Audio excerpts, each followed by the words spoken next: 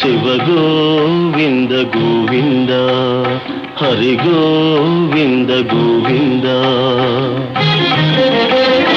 ఉత్పాతములు ఎన్నో ఉత్పత్తిల్లేను, తోక చుక్కలు ఎన్నో పుట్టుకొచ్చేను, అంతు పొంతు లేని ఆపదల దేశము అల్లకల్లోలమైపోయేను. శివ గోవింద గోవింద. హంపిలో హనుమంతుడాగ్రహమున లేచి ఆర్భాటముగ కేక వేసేను, ఆ కేకలకు జనులు అదరిపోయేరు, ఆకురాలిన ఎట్టు రాలిపోయేరు. శివ గోవింద గోవింద.